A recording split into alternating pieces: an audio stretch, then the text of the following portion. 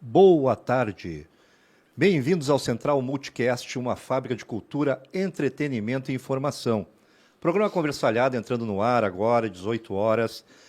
Hoje com um convidado especial, estamos aqui com o professor Cássio Moreira. Cássio, prazer te receber aqui para falar um pouco sobre esse conflito que está pipocando em redes sociais, na mídia a todo momento, né? Mas eu queria, antes de tudo, que tu te apresentasse, porque tem uma coisa para confessar. Quando eu fui ver o Lattes do Cássio aqui, o currículo, é algo muito extenso. Então, te apresenta um pouco aí. Em primeiro lugar, queria agradecer o convite a ti, Zé, a toda a tua equipe, né, de participar do programa.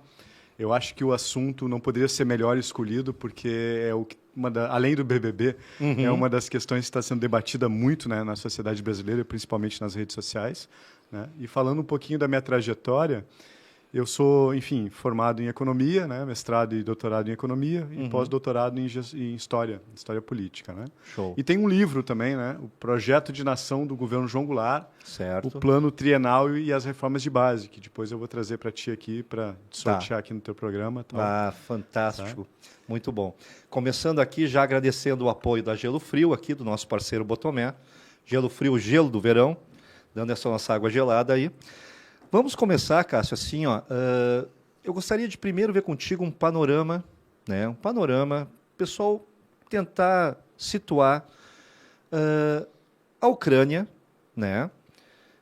Um pouquinho atrás, né? Quando eu digo um pouco atrás, antes de entender o porquê, se é que tem a maneira de a gente entender por que o Putin faz esse movimento e invade a Ucrânia, tentar falar um pouco assim o que ocorre pós-Segunda Guerra Mundial, né? Ocorre pós-Segunda Guerra Mundial, e no momento que a guerra se desfaz, em 1945, começa uma divisão do mundo, né? Marcada por uma cortina de ferro, né? Que vai situar alguns países, alguns povos que vão receber a influência da então União Soviética, né? E outros que vão receber a influência dos Estados Unidos, né? A própria Europa, não sei se tu concorda comigo, ela teve, pós-guerra, uma situação de terra arrasada, né? E o Plano Marshall, fomentado pelos Estados Unidos, vem no intuito de reconstrução, mas também no intuito de uma preparação já para que aqueles povos não se tornem adeptos da União Soviética. Exatamente. Já começa um movimento capitalista ali. Acho que eu vou deixar o Júnior falando. Né? Fazendo essa breve introdução, porque as pessoas muitas vezes perguntam assim, mas o que tem na Ucrânia de tão especial? Né? Agora tu pode falar um pouco de OTAN, pode falar de Pacto de Varsóvia, as pessoas tentarem entender o que aconteceu. Vou contextualizar, né, toda essa questão toda. Né? Primeiro, vou voltar um pouquinho mais atrás. Né? Tu tem primeiro a eclosão da Primeira Guerra Mundial, onde, de um lado, vai estar principalmente a Alemanha e a Itália, que ficam atrasadas nos seus processos de industrialização. Certo. E se tu te perguntar, me cita uma colônia da Itália, uma colônia na Alemanha, na África, enfim, a maioria já estavam todas colonizadas, né? Os países estavam colonizados pela Inglaterra, os imperialistas, França, etc. Né? Isso dificulta o próprio processo de industrialização alemã e italiana, além da unificação tardia desses países. Certo. Eclode a Primeira Guerra Mundial, muito mais do que o assassinato lá do Grand-Duque na Áustria, principalmente são questões econômicas. Depois tu tem a questão da quebra da Bolsa de Nova York, em 29, né? E, aos poucos, a Alemanha começa a ser reconstruída até por um movimento nazista, e a Itália com o fascismo, né, Mussolini. Certo. E aí eclode a Segunda Grande Guerra Mundial de um lado de novo, né? Até porque teve pesadas dívidas de guerra, a Alemanha, né, para reconstruir os países destruídos, né, durante a Primeira Guerra Mundial, e eclode a Segunda Guerra Mundial. Certo. Bom, com a Segunda Grande Guerra Mundial, vai ter um lado de novo, então, o eixo, né, Tóquio, Roma, Berlim, Japão, Itália e Alemanha, e de outro lado os países aliados, principalmente liderados pela Inglaterra, depois os Estados Unidos, que acabam entrando mais fortemente da guerra, e também a própria União das Repúblicas Socialistas Soviéticas, Perfeito. que houve uma revolução em 1917, que a Rússia era um país capitalista até então, que tinha a segunda maior dívida externa do mundo, e aí acaba convertendo o seu sistema econômico, não para comunismo, porque comunismo nunca existiu no sentido econômico da palavra. Senso. Na verdade, um sistema socialista, né? Sim. Onde o Estado que define o que, como, quanto, Como para vai quem gerir. produzir, né? Que são os problemas econômicos fundamentais. Bom, então o que acontece? Quando acaba a Segunda Grande Guerra Mundial, e é bom saber que os dois grandes vencedores da guerra, a União Soviética e os Estados Unidos. Né? A União Soviética talvez seja a grande responsável pela vitória com a Batalha de Stalingrado, que vai ser pela primeira vez o até então imbatível exército alemão vai perder a guerra. Um erro crucial de Hitler. Né? E aí que surge essa que tu falou muito bem antes, a política de terra arrasada, que vai ser uma estratégia até dos russos, quando eles acabam recuando no seu território, eles começam a destruir tudo ao redor para o exército alemão não usar abrigo, roupa, água potável, alimentos, etc. Mas o grande vencedor, mas grande parte do território russo ele acaba sendo destruído. Tanto que as maiores baixas de guerra vão ser os eslavos, né? E não até os judeus. Então, o que acontece? Os Estados Unidos saem da Segunda Grande Guerra Mundial como o grande vencedor. Embora a União Soviética seja uma das grandes responsáveis pela vitória, o grande vencedor vai ser os Estados Unidos, porque fora uma base lá em Pearl Harbor, o território americano só vai ser atacado pela primeira vez no atentado de 11 de setembro. Até Perfeito. então, nunca houve uma invasão, um ataque. E fazendo um adendo aqui, não sei se tu concorda comigo, ele também apresenta para o mundo algo que até então não tinha sido visto, né? Que é Hiroshima e Nagasaki, a arma nuclear. É aí que eu ia chegar. Então, ele sai como vencedor e sai ainda com um argumento... aí que eu ia chegar. Quando os Estados Unidos faz a questão de jogar 2 bombas atômicas em Hiroshima e Nagasaki, ele está meio que sinalizando para o bloco social, para a União Soviética, que havia armamento militar, nuclear. Sim. Né? Que essa é a grande preocupação hoje. Né? Sim, sim. Que havia, então, os Estados Unidos sai como grande vencedor econômico, financeiro, político. Enfim, ele sai, a moeda, o dólar acaba... Com o acordo de Bretton Woods é criado o padrão dólar-ouro, que o dólar vai ser vinculado, convertido a ouro, né? E a moeda acaba sendo a moeda hegemônica de negociação, de comercialização no sistema. Então, os Estados Unidos saem como o grande vencedor. Sim. E mais adiante, em 49, então, e aí a União Soviética ela começa, enfim, essa expansão para o leste europeu. Tanto Polônia, Hungria, Tchecoslováquia, antiga Iugoslávia, Albânia, Romênia, né? Todos esses países acabam aderindo ao sistema socialista, né? de gestão da economia. E os Estados Unidos então acabam meio que criando, em 84, no Acordo de Bretton Woods é criado o Banco Mundial, o Fundo Monetário Internacional, o FMI, mais adiante o GATT, que se transforma em Organização Mundial de Comércio. Né? E em 49, então, é criado um pacto, né? Que é a OTAN, né? Do Atlântico Norte, né? NATO até a sigla, que, na verdade, seria um acordo de mútua proteção dos países membros. Certo. Então, a princípio, ele emerge como uma defesa. Defesa, né? É um acordo... ele não tem essa característica de expansionista, de absorver mais territórios a nível militar, porque a OTAN é uma instituição militar. Exatamente. Isso tem que deixar bem claro. É um acordo político e de defesa, né? Sim. Ele não é um acordo econômico, ele não envolve... Sim. Né? Ele é um acordo político de defesa militar, né? E aí, do outro, para quê? Para, de certa forma, blindar os países capitalistas da expansão socialista, principalmente soviética. Com certeza, né? Até porque vem progredindo. E aí, trazendo um adendo a isso, o próprio Plano Marshall vai surgir, né, com uma forte intervenção do Estado e financiamento da Europa e do Japão para a reconstrução da Europa, por vários motivos. Primeiro, para reconstruir a Europa, para, de certa forma, manter o mercado consumidor dos produtos americanos que estão se espalhando pelo mundo, e motivo geopolítico de que é barrar a expansão do socialismo para o ocidente, o lado ocidental da Europa, tanto que a Alemanha vai ser dividida entre a Alemanha oriental socialista e a Alemanha... Porque isso vai combinar na cortina de ferro. Exatamente, que depois, a chamada cortina de ferro, que depois e o Muro de Berlim. se materializa no Muro de Muro de Berlim, Berlim. né? Um muro que, se eu não me engano, acho que tinha 130 quilômetros, 130 e poucos quilômetros de extensão. Né? Exatamente. E ali começa a ficar algo, tipo assim, antes uma Que fronteira... divide irmãos, né? Alemães Exato, do Oriente, da exato. parte oriental e uma ocidente. fronteira imaginária que começa a virar uma fronteira física. E a própria Berlim é dividida em partes também, dividida, né? totalmente seccionada. E aí o que acontece? Com o Plano Marshall, ele vai ter essa estratégia geopolítica, então, de criar como se fosse duas torres capitalistas para impedir a expansão do lado socialista. Sim. E aí, do outro lado, então, o que acontece como resposta à OTAN? A criação do Pacto de Varsóvia. Né? Exato. Que é, de certa forma, uma OTAN, uma espécie de OTAN, mas do lado socialista. Sim. A questão é que, mais adiante, a gente vai evoluir um pouco. Eu estou fazendo uma cronologia. Sim, né, é isso que eu queria para a gente chegar aqui. Mais adiante, a gente vai perceber que o que acontece? A OTAN continua e indo à frente daqueles países que eram antigamente faziam parte da União das Repúblicas Socialistas Soviéticas, né? Como os países bálticos, enfim. E o Pacto de Varsóvia é desfeito, né? Com o fim da União das Repúblicas Socialistas Soviéticas. Ele é um mecanismo que ele vem junto com a dissolução. Aí entra a questão do própria Polônia, com o Lech Walesa, com o Solidariedade, que depois vai indo, aí entra a Perestroika. E aí, né, então ele vai se desfeito esse bloco, a OTAN continua ali, né? Porque uma coisa que me passa pela cabeça, assim, né?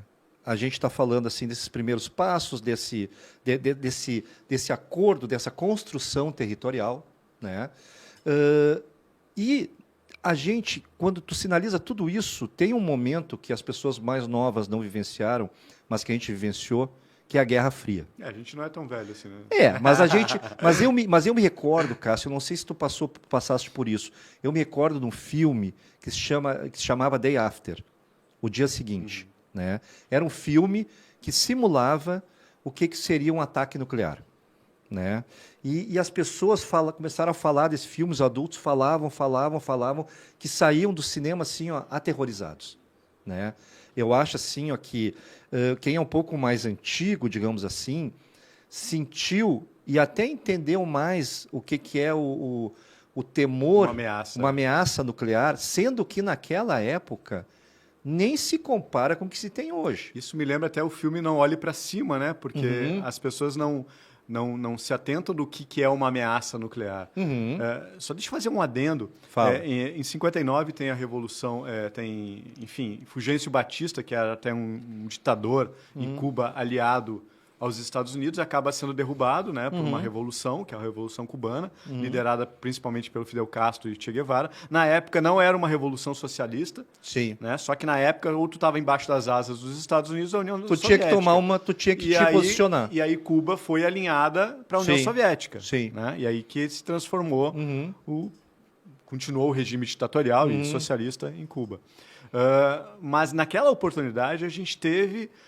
talvez até então, a grande ameaça de uma terceira guerra mundial. Foi o ponto alto. A chamada crise dos mísseis. O ponto alto da Guerra Fria. Com o governo Kennedy, né, que era um habilidoso, extremamente habilidoso. Diplomata, etc. Então, com o presidente Kennedy nos Estados Unidos. Né? Então, em 59, nesse período, aí, a partir de 59, teve esse momento. E lá se trouxe muito essa ideia de uma terceira guerra mundial e o que representaria, e eu faço o link com o teu filme, com o filme que tu trouxe, né? O que seria uma terceira guerra mundial. Sim. E havia um pânico na sociedade. Ancorado naquela frase máxima ancorado na frase do Einstein, que não saberia como é que seria a terceira, mas que a quarta seria disputada com paus e pedras. Ou pelas baratas, né? Exatamente. Né? Então, se tinha essa noção, eu me lembro que as pessoas ficavam assim, mas, meu Deus, as baratas vão sobreviver. Porque um dos poucos seres vivos que sobreviveu às bombas de Hiroshima e Nagasaki foram as baratas. Sim. Né? Sim. Então, o que acontece? Causa um pouco de perplexidade. Isso, agora me atrapalhei todo. Mas vai. Deixa eu tomar água aqui. Né? Causa perplexidade. Agora sabe qual é a palavra? Tá, mas a gente sabe. Mas traz essa situação perplexa, isso, né? Até vai virar meme.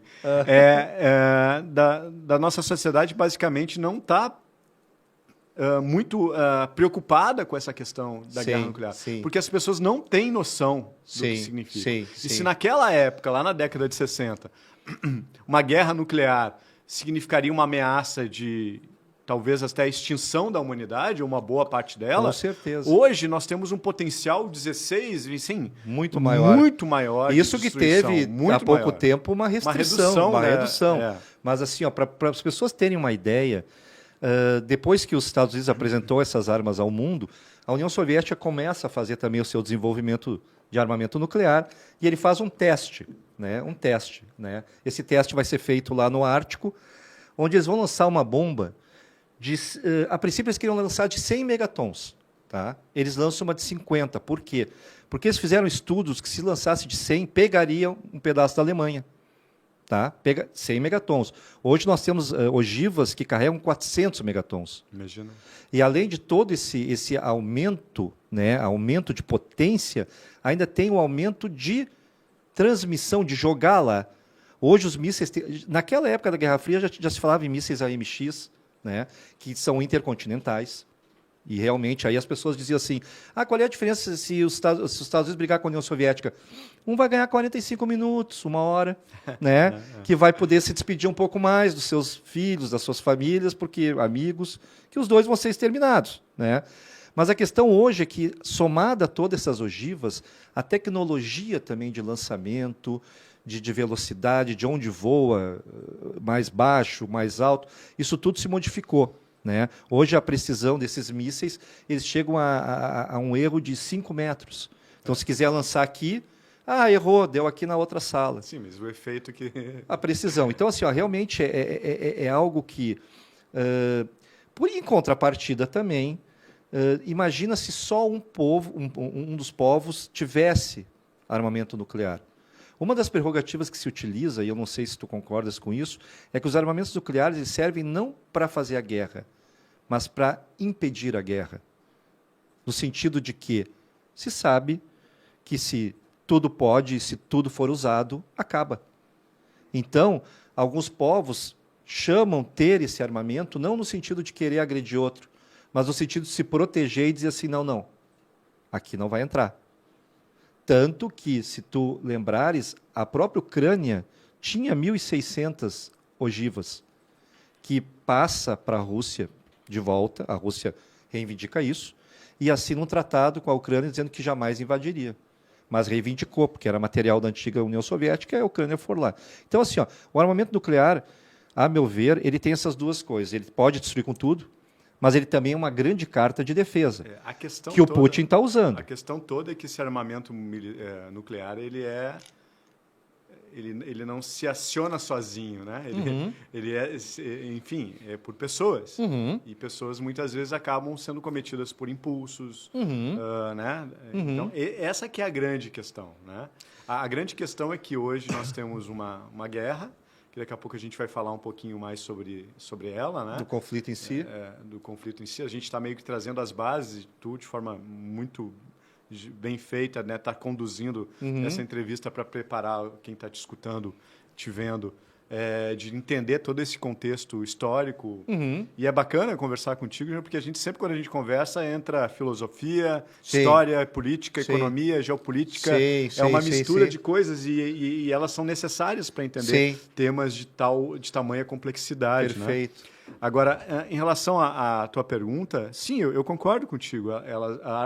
Tanto que se fosse um outro país que não tivesse o armamento nuclear que a Rússia tem, provavelmente o desfecho da guerra seria outro. Seria outro. Né? Só que hoje tem uma questão muito delicada, porque há uma invasão da Rússia na Ucrânia, há a questão da OTAN por trás, que na verdade é OTAN versus Rússia.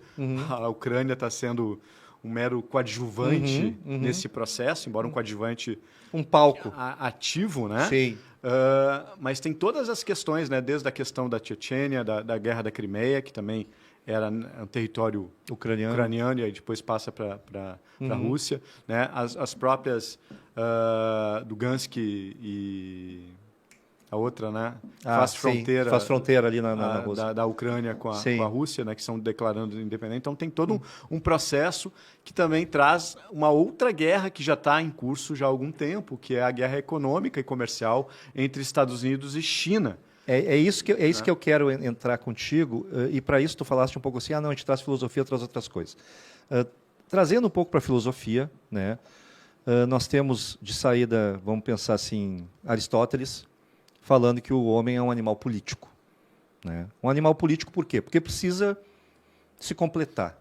Ele é vazio, precisa se completar. Precisa se completar de recursos, e para isso ele tem que ir à polis, ele tem que fazer os contatos com os demais, e precisa se completar também a nível humano, né? E precisa de relacionamentos. Né? Mas quando tu chega mais bem na frente, ali no Thomas Hobbes, ele vai propor que o estado de natureza do homem é guerra de todos contra todos. Porque Hobbes coloca isso da seguinte forma, não tem recursos para todo mundo. É muita gente, poucos recursos, vão brigar. Então, estão sempre em guerra. Ponto. Aí, esses dias, vendo uma frase também de um outro pensador, ele coloca assim que a guerra seria a continuidade da política por outros meios. Sim. Né? Então, assim, essa guerra que nem tu estás colocando, olha, está acontecendo uma guerra, mas essa base dessa guerra é política, né, de diversos interesses. E econômica. Econômica, né? Não é simplesmente adentrar num território como se fazia na barbárie, na época lá dos vikings e tal. Vamos pegar aquilo ali porque a gente gostou, quer passear no parque lá. Não. Tem outros poréns, e eu acho que nós vamos migrando para isso. Né? Mas eu vejo que essa guerra, em especial na Ucrânia, ela me chama assim, é como se tivesse um olho no passado e um olho no presente. Por quê? Porque quando a gente assiste na TV as coisas que estão acontecendo, ou vê as informações, parece que tem algo ali de Segunda Guerra, parece que tem algo de Guerra Fria. Né? Então, esse lado do passado, ele parece... Pelo próprio processo, que daqui a pouco a gente falar do presidente Putin, né? Isso. A trajetória dele. Isso, parece que tem algo do passado. Mas tem algo de futuro, no sentido de que hoje nós temos assim, mecanismos do tipo redes sociais, que antigamente não se tinha, né, para tu pegar e também ver isso... Ajudar nas narrativas. Ajudar nas narrativas, né? E também tu tem a questão cibernética, né, que hoje tu pode simplesmente desmontar uma internet de um povo, aí vem um outro lá, um empresário, e começa a mandar a internet por satélite, e tu tem uma questão de hackers, e aí tu tem uma questão que pode ser invadido em bancos. Então, assim, duas coisas que eu vejo um pouco de diferente nessa guerra. É esse futuro que naquela época, futuro presente, que naquela época não existia. Né? Naquela época, as informações que vinham eram muito restritas do que estava acontecendo nesses cenários. Tanto que, a nível popular, não era como hoje a conversa. Né? E também, além disso, né, eu vejo que pega essa parte de informática, nós também temos assim digamos, algo que não se esperava estar sendo vivenciado em pleno 2022 dessa forma. Parece que está meio démodé invadir um território alheio. Né? Invadir, que eu digo fisicamente. Né? Tu está falando da China, eu quero que tu traga isso. Hoje tem outras formas de fazer política. Tu não precisa necessariamente mais entrar na guerra, mais tomar território. Né? Tu pode ser um país rico e comprar, né, certas partes, certos territórios, certas empresas. Tu tem outras formas de expansão. A própria questão da Califórnia, né, que era território mexicano. Né? Isso eu acho que é importante a gente trazer já para o pessoal aqui, claro que existe o conflito, existem muitas coisas acontecendo, existem muitas baixas, né? Mas quando a gente puxa para uma política ampla, né, em termos de política mesmo, no estrito senso, aquela coisa de quem executa a política, de quem aperta os botões, de quem faz, não tem santos, né, a meu ver.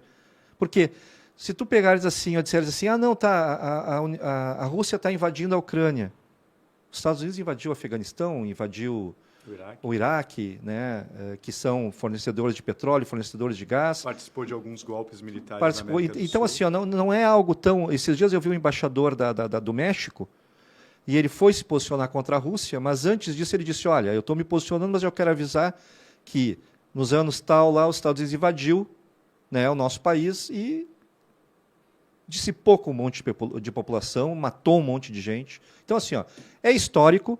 O que me causa um pouco de estranheza é, em pleno 2022, a gente está revisitando isso.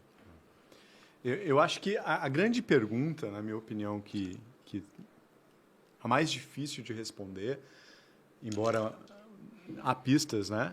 Mas geralmente um estrategista, e o Putin é um grande estrategista, Sim. Qual é a verdadeira intenção dele? Uhum. Né? Uhum. Daqui a pouco a gente vai falar isso contando um pouquinho da trajetória do Putin para meio que situar a União Soviética, depois a Ucrânia e aí depois... Né? Isso que eu queria ver já contigo. É uma guerra do Putin? Tu reconhece como uma guerra do Putin ou tu reconhece como uma guerra da Rússia? É interessante comentar como é que surgiu o Putin na política russa. Né? Primeiro, com o desmantelamento da União Soviética, né? Mikhail Gorbachev, depois teve o Boris Yeltsin. Né? O Boris Yeltsin acaba meio que trazendo o Putin para ser assessor dele. O Putin, que já tinha sido espião da KGB, enfim, teve toda a trajetória militar dentro da KGB, como se fosse uma espécie de uma CIA, Sim. né? Só que na antiga União Soviética, na Rússia. Teve toda essa trajetória militar dentro da Rússia, política, depois acaba sendo prefeito, né? Lançando a política em São Petersburgo, a antiga Leningrado, né? Uhum. Então, e aí ele acaba sendo eleito presidente, depois reeleito, aí a Constituição não permitia um terceiro mandato, ele acaba elegendo um apoiador dele, que chama ele para ser primeiro-ministro, depois ele volta a ser candidato e acaba sendo reeleito, eleito e reeleito, então ele se perpetua no poder. E uma das coisas interessantes é que quando a União Soviética acabou se desmembrando e a Rússia... E aí se formou várias, né? A própria Ucrânia fazia parte da antiga União Soviética, a Lituânia, Sim, a Geórgia, enfim. A Ucrânia, para terem ideia, Kiev é uma cidade muito mais antiga que Moscou. Kiev já existia há muitos Tanto que anos. no Império Russo, né? Exato. Então, a questão quando o Putin assume o comando da Rússia, de certa forma, porque a Rússia ela saiu desse processo de volta para o capitalismo, né? Saída do socialismo para o capitalismo, de forma muito desorganizada. Tanto Totalmente. que a máfia acaba tomando conta, Os a oligarcas. máfia russa, os oligarcas, tomam conta praticamente da Rússia. E o Putin, de certa forma, ele organiza a economia, né, com um viés estatista, né, estatiza algumas empresas estratégicas, enfim, faz todo um plano econômico que acaba reconstruindo e faz com que a Rússia tenha até um boom de crescimento econômico. Vai recolocando ela. E no discurso do Putin está muito presente o nacionalismo. Tanto o nacionalismo de vangloriar a antiga União das Repúblicas Socialistas Soviéticas, mas aí tem uma parte interessante. Mas não a luta pelo comunismo, o socialismo. Tanto que para o Putin foi um atraso. Ou seja, o socialismo na União Soviética, em vez de trazer um avanço econômico, só trouxe atraso para a União Soviética. Até porque ele tem de exemplo a China. Então ele não é um entusiasta do socialismo. Sim. Né? Tem muita gente que pensa se é interesse do Putin voltar com a tentativa do comunismo. Não. Primeiro, o comunismo é uma utopia. Não existe um país no mundo que tenha sido comunista. Sim. Porque o comunismo prega que os meios de produção pertencem ao coletivo. O que havia era um movimento comunista que implementou o socialismo em algumas, né? E socialismo sem liberdade também, né? É muito complexo, né? De defender. Então, o que acontece? Esse socialismo ele não deu certo na União Soviética e o Putin, então, ele não é um entusiasmo do socialismo. Mas ele é um entusiasmo daquela glória da União Soviética. Só que mais isso, ele também é um entusiasta do Império Russo, do Czarismo. Do czarismo. Então, esse sentimento nacionalista, por isso que foi muito feliz a tua escolha de narrativas, porque o Putin na Rússia tem alta popularidade. A população russa está, uma boa parte, apoiando as ações do Putin. Né? Tanto que teve um ginasta ontem que chegou em segundo lugar numa competição acho que até de ginástica, não me lembro, e que ele botou o símbolo, né, de apoio aos movimentos do Putin. Então, o que acontece? Em contrapartida, tem pessoas lá também se opondo. Então, de certa forma, não é só uma guerra do Putin, é uma guerra da Rússia também. Porque a população russa acaba, de certa forma, apoiando o seu presidente. Mas aí eu quero fazer uma boa parte. Eu quero fazer um adendo.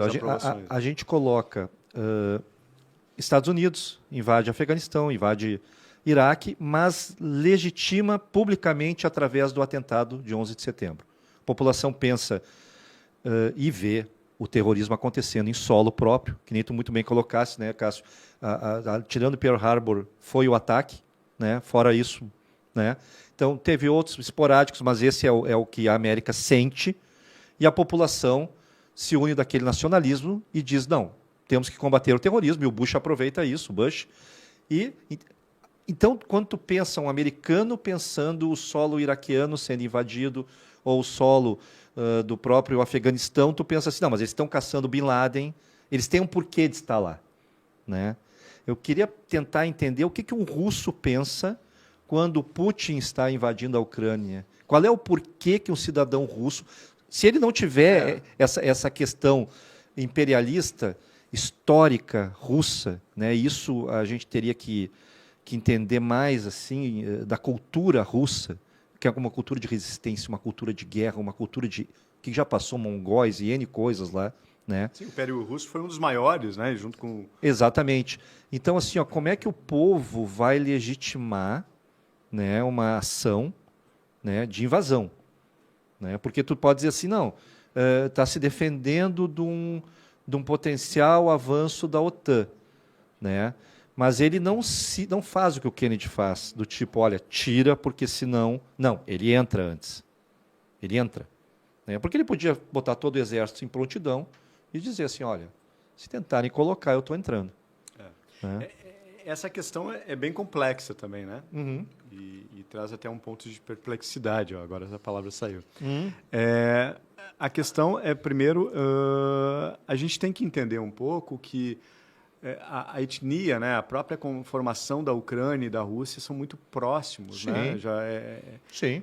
Então, isso traz... É a mesma coisa que daqui a pouco o Rio Grande do Sul se tornasse independente, como né? E a gente fala disso. E daqui a pouco o Brasil, no futuro, invadisse o Rio Grande do Sul e tomasse de volta.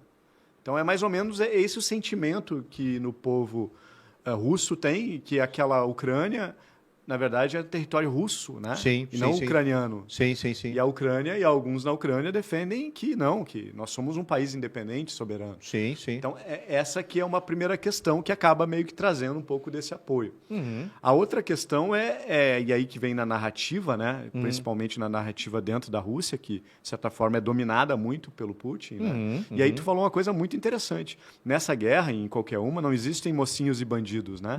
Ou seja, ambos... E uma guerra tem que ser recriminada sempre, porque uma guerra significa o quê? A morte, destruição de casas, morte de pessoas. É um desastre humano. É um desastre humano. É um retrocesso. Não né? tem como defender guerra. Não. Não tem como defender guerra e dizer que o lado X está certo, o lado Y está errado. O que a gente está tentando fazer aqui é tentar compreender. Entender Exato. o que acontece e as narrativas dos dois lados. Porque se daqui a pouco nós estivéssemos aqui na Rússia agora, daqui a pouco nós teríamos uma narrativa que a Rússia está completamente certa. Nós estivemos em outro país, daqui a pouco tem uma narrativa que... Então, quando tu traz os dois lados, aí que sim o cidadão vai estar formando a sua opinião, né? Sim. Pesquisando além. Sim. Então, a narrativa que tem muito forte na Rússia, pelo menos o que eu leio, né? Eu nunca fui para a Rússia, Sim. é que esse discurso da OTAN, né? Que a OTAN ela acabou se expandindo, o Pacto de Varsóvia acabou, etc. E mesmo assim a OTAN continuou. Tanto que países que a OTAN, que não fazem parte da OTAN ainda, e de certa forma isso é visto como uma ameaça ao território russo, porque acontece? A OTAN ela começa a colocar muitos mísseis, e mísseis muito virados para a Rússia, inclusive, né? Apontados para a Rússia. E isso traz um desconforto para a Rússia. Sim. Então, ninguém gosta, né? Se tu olhar dois países que fazem uma fronteira entre a Europa e a parte europeia da Rússia, vai ser a Finlândia, que até então, no passado, acabava até fazendo parte do Império Russo, e a própria Ucrânia. Sim. Né? E aí o que acontece? Essa possibilidade do atual governo ucraniano acabar aderindo à OTAN, e também a questão da própria União Europeia, né, que está na União Europeia e não vai estar na OTAN, uma coisa um pouco meio contraditória, né, isso caiu como uma luva, de certa forma, no discurso russo. Mas também tem outros interesses, né? E aí a gente tem que ver a resposta a isso. Né? Alguns dizem, se fosse o Trump não estaria acontecendo isso. Mas talvez se fosse o Trump a gente poderia estar numa guerra nuclear. Ou não sei, né? A gente não tem como prever o que o Trump... Só que o Trump tem uma personalidade e uma personalidade política também muito diferente do Biden. Totalmente. Totalmente, né? Totalmente. Tanto que muitos criticam que o Biden está sendo muito calmo, muito lento, porque talvez a situação exija isso. Sim. Porque é uma crise nuclear, é uma crise com possibilidade de um desencadeamento nuclear. Perfeito. Que levaria ao fim da humanidade. Com certeza. Né? Então, tem essa questão, e não sei se tem por bastidor até um acordo de cavalheiros, do tipo, quando tu invadires eu não me meto, quando eu invadir tu não te mete. Tanto que o Putin teve um discurso há pouco, até acho que numa emissora alemã, não lembro, que ele disse meio que uma ameaça não tão velada, mas quase explícita até, que se a OTAN se intrometer nesse conflito entre Ucrânia e Rússia, o mundo vai ver reações que nunca vistas. Nunca vistas. Perfeito. Isso ficou meio que subentendido que daqui a pouco, ou seja, armamento nuclear... Tá, né, jogando tal. um pôquer, né? A gente não, só que ele tem as cartas, né? Tá jogando pôquer, mas aí que tá. É um pôquer que, mais do que perder dinheiro, pode perder a vida, o planeta. Acabar com a... Né? Então, é muito complicado. Então, do lado mais ocidental, os Estados Unidos, está promovendo que uma série de restrições econômicas, comerciais, que daqui a pouco pode ter, talvez com a finalidade de fomentar uma crise econômica na Rússia e derrubar por dentro. O abalo dos oligarcas. Os oligarcas. Mas me parece que o Putin foi tão cirúrgico nisso que não existe lá dentro um nome que possa, nesse momento, ser acionado. E outra, mesmo que ele perca essa popularidade, isso não vai ser no curto prazo, né?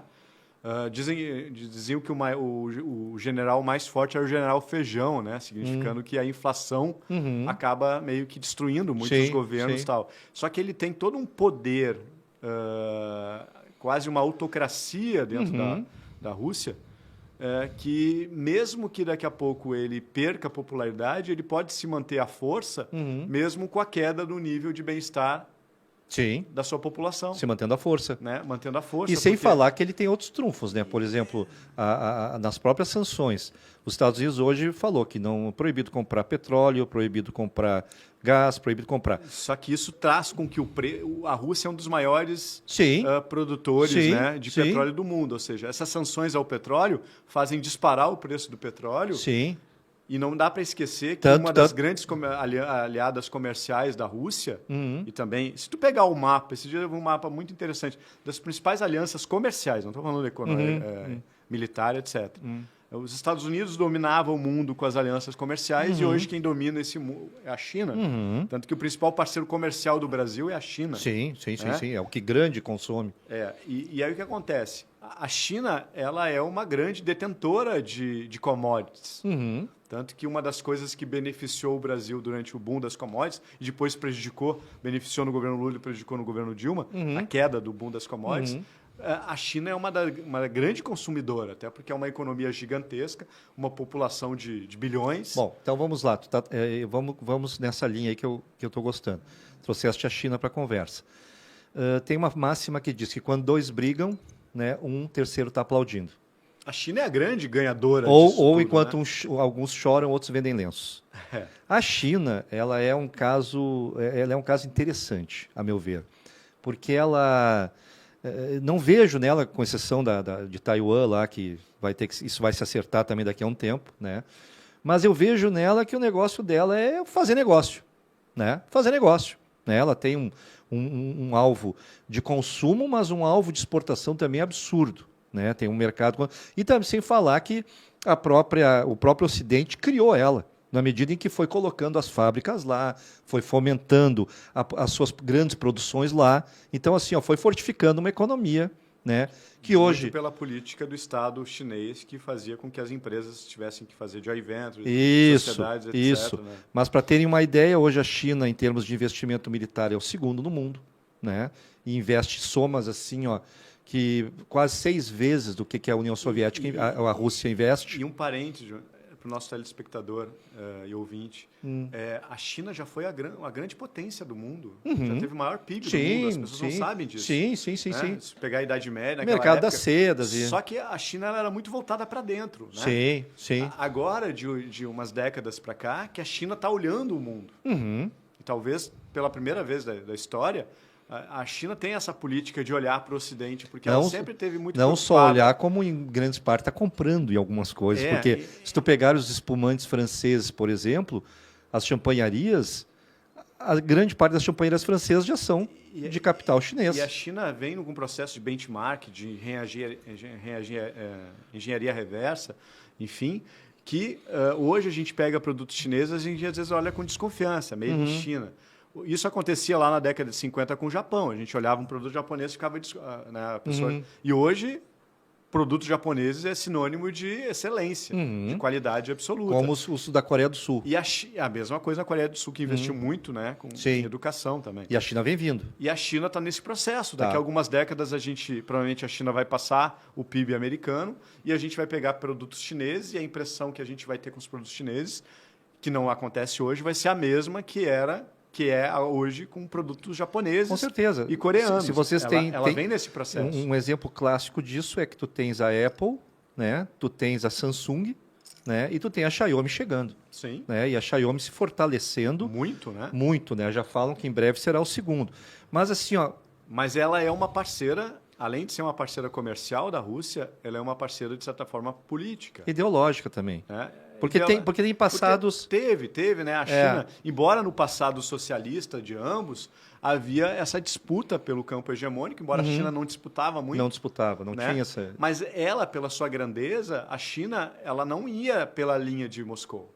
Ela era, de certa forma, uma oposição à União Soviética dentro do próprio sistema socialista. Uma pergunta aqui. Então há uma rivalidade também entre China e Rússia, sim, embora há uma aliança, porque eles são muito próximos, né? Sim, o são território russo ele é muito grande. É o maior. É o maior, né? Muitas vezes. Tanto que a Ucrânia, se não me engano, eu acho que é o maior país da Europa em termos territoriais.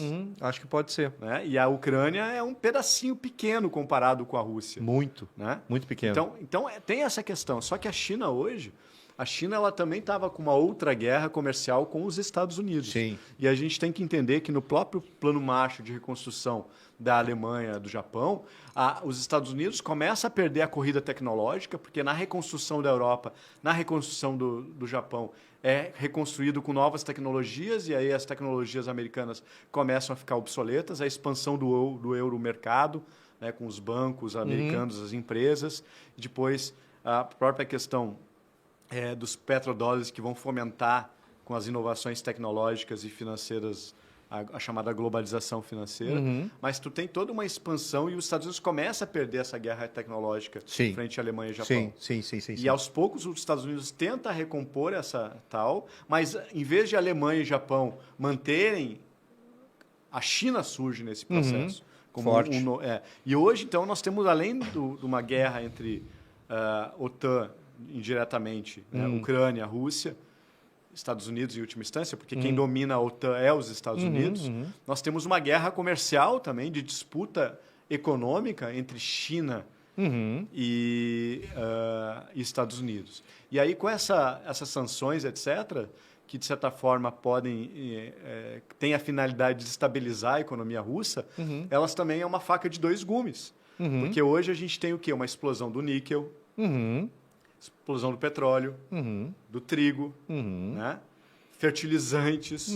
E o Brasil, que eu sei que é para onde tu quer chegar aqui, a gente falar mais do Brasil, ou seja, é fortemente dependente de fertilizantes, que as indústrias de fertilizantes do Brasil foram desmanteladas, destruídas, etc. Petróleo, né? Níquel, que grande parte de muitos componentes eletrônicos tem níquel, né? Que disparou o preço do níquel, do petróleo, do trigo, né? Então a gente tem essa preocupação que daqui a pouco a gente volta a falar e fala de Brasil. Mas aí que tá, a China é uma grande demandante disso e daqui a pouco a China tendo de certa forma, mais proximidade com a Rússia, e a Rússia não conseguindo vender esses produtos para o Ocidente por causa das sanções, acaba beneficiando quem? A China. Tanto que já está sendo pleiteado o sistema SWIFT, que o sistema bancário ali que foi sancionado, né, através dos Estados Unidos, dos países europeus e tal. A própria China e a Rússia já estão prevendo algo. Exatamente. E outra coisa, isso pode dar uma possibilidade para o Putin e para a China, que era uma coisa que estava sendo fomentada lá com os BRICS, né? Brasil, Rússia, Índia, China e África do Sul no segundo momento, que é uma tentativa de uma formação de talvez até um bloco econômico, embora não tenha sido gestado um bloco, mas se criou um banco de desenvolvimento, né, o Banco dos BRICS, etc., que o Brasil, durante a era do PT, estava muito envolvido e depois acabou se afastando um pouco. O que acontece? Há espaço de disputa, e aí é extremamente importante, pela moeda do sistema. Sim. Então, o dólar ele é a moeda hegemônica. A Europa conseguiu diminuir um pouco a influência do dólar do mundo com o euro e a sua unificação, a União Europeia, que foi o grande avanço, né, talvez, fora os Estados americanos, né, que formaram desde a partir das 13 colônias, que talvez tenha sido mais perfeito integração né, regional existente. A União Europeia chega muito perto disso, porque ela conseguiu uma união econômica, só não conseguiu muito numa união política de acabar com as bandeiras, as soberanias, porque isso envolve coisas de décadas. Tanto que a própria Inglaterra... Então, o que acontece? Mas um adendo aqui, deixa eu te fazer uma pergunta. A China, ela se posiciona de uma seguinte forma, que nem tu falaste, historicamente, tem todo esse vínculo, né? Mas quando ela vai, por exemplo, na própria assembleia que teve ali da ONU, tal, ela fica num estado meio de neutralidade, né? Ela não vamos ali. Em contrapartida, digamos assim, se a China seria geograficamente, né, esse vínculo todo histórico, né, com a Rússia, a comunidade europeia ela também não pode se movimentar com total autonomia, porque depende do gás. A Alemanha, por exemplo, tem o problema do gás, 50% praticamente do gás que chega na Alemanha é via Rússia. A Rússia é um grande produtor, né? A Ucrânia é um grande produtor. Né? Então, assim, também começa a dizer assim, tudo bem, aí começa a ter um problema que é uma outra ideia também, que hoje não existe mais uma guerra não ser mundial. Não, belicamente existe, mas nesse teatro está todo mundo envolvido. Sim. Né? Tu dizer assim, está acontecendo lá, não tenho nada a ver com isso. Então espera um pouco, que a inflação vai te mostrar que tu tem a ver. Essa que é a grande preocupação global. Porque era o Nord Stream, não lembro agora, mas já tinha uma linha de gás e está sendo construída outra, que liga, né, a Rússia à Alemanha. E que, basicamente, muito do gás acaba abastecendo a Europa e é extremamente fundamental por causa do inverno né, gelado europeu. Aí a gente nota que, civilizatoriamente falando, tem avanços. Né? A gente, óbvio, tu pega a história, tu pega da Segunda Guerra, tu tem... alianças, tu tem pactos, tu tem organizações de comércio, tu tem coisas que, né, as pessoas têm que olhar, claro que o momento é crítico, né, e mesmo antes da guerra o mundo estava cheio de mazelas, né, mas quando tu tenta comparar o que somos nós enquanto civilização hoje com o passado, nós demos saltos, né, gigantescos. Então, assim, tem um filósofo que ele se chama Hegel, um filósofo alemão, né. Ele fala de várias teorias dele, da luta por reconhecimento, diversas coisas. Ele foi o precursor depois do desenvolvimento do trabalho do Marx. Mas o que acontece? Ele coloca que existiria tipo um espírito, não um espírito metafísico, transcendental, uma coisa de fora, mas que a humanidade funciona através de um espírito que se movimenta e que vem num processo de evolução, que vem num processo de evolução do direito, que vem num processo de evolução da ética. Onde ele ancora isso? Ele diz, olha, antigamente quem tinha direito era um sujeito, que era o imperador lá, o soberano, os restos todos tinham... Uma espécie de herança coletiva. Exato. Né? Então isso vem vindo e vem tendo desdobramento, vai para uma democracia, vai mais gente podendo opinar, vai mais gente tendo direitos, a ética. Quando tu chega mais perto, ontem foi o Dia Internacional das Mulheres, o próprio voto, que até pouco tempo atrás... Vim de rosa em homenagem ao Dia É excelente. Internacional das Mulheres. Então, assim, então a gente vem vindo. Mas aí ele acreditava que a gente ia, né, numa expansão constante. Aí Adorno, que é um outro pensador alemão, diz assim, olha, ele tinha uma expressão para isso, o Hegel, que ele chamava Aufhebung, que era uma supra-assunção, que o mundo vinha escalando melhores posições, mais civilização, mais direito humano, mais coletivo. E o Adorno diz assim, olha, está tudo bonito essa teoria do Hegel, tá? Mas nos campos de concentração nazistas, elas se desfizeram em cinzas. Um retrocesso absurdo ocorre, né? E aí, trazendo o Lenin para a conversa, o Lenin ele diz assim, olha, tem períodos na humanidade que várias décadas não acontece nada. E tem dias que viram décadas. E a gente está vivendo momentos agora tão próximos da própria pandemia. Marcadores da história. Marcadores da história. A gente está mal saindo da pandemia, que foi um grande marcador, está tentando se recuperar e vem esse marcador aí, que é a guerra, né? Agora, civilizatoriamente falando, que nem tu falaste, não tem como justificar uma guerra, né? E que nem eu coloquei, tem cheiro de outras de passado, né? Mas é um retrocesso, mano. Né? Quando tu vê assim, tu estás falando assim em economia. Aí tu estás falando assim, não, José, tem os gasodutos, tem as coisas acontecendo, tem as interligações. Né? Eu não imagino um chinês dizendo assim, vamos abrir uma guerra se eu posso estar vendendo gás lá. Né? Se aquele mercado me interessa mais. Mas isso é o que tu trouxe antes um pouquinho, né? Essa questão do orgulho russo. É isso aí. Né? Essa questão da história russa, de império, de grandeza. E o chinês sempre foi muito comercial, né? Embora tenha sido um grande império no passado, é a segunda maior economia do mundo, com possibilidade de, em breve, ser a maior de todas. Né? Tem um mercado consumidor o maior do mundo, ou seja, né? Soma muitos países grandes aí, soma a população, não dá a população a China, cada da China movimento, e da Índia, né? Da China, cada movimento é um terremoto. Então, economicamente. Só que a história, e aí por muito bem tu trouxe essa questão, né? Um cheiro de passado e de presente, porque tem essa questão também, né? Do perfil, né? Das ambições. E aí que eu trago, qual é a grande pergunta que, na minha opinião, tem que ser feita? Porque muitas vezes um estrategista político, militar, perdão, tivemos grandes, né? Enfim, o próprio Napoleão, que era conhecido por um grande estrategista. O pessoal, geralmente, quando tenta invadir a Rússia, se ferra.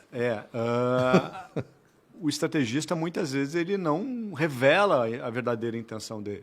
Ou seja, ele vai por um lado, mas, na verdade, ele quer ir pelo outro. Está focando o outro lado. Né? E daqui a pouco não é isso que o Putin está sinalizando. Né? É essa que é a grande questão. Qual é a verdadeira intenção? É invadir, tomar Kiev, tomar a Ucrânia e depois sentar para negociar? Agora tira aqui e volta. Destituir o presidente. E botar um alinhado. Botar um alinhado. E aí depois devolver a soberania, entre aspas, né? Só que com um presidente próximo, em vez do Zelensky.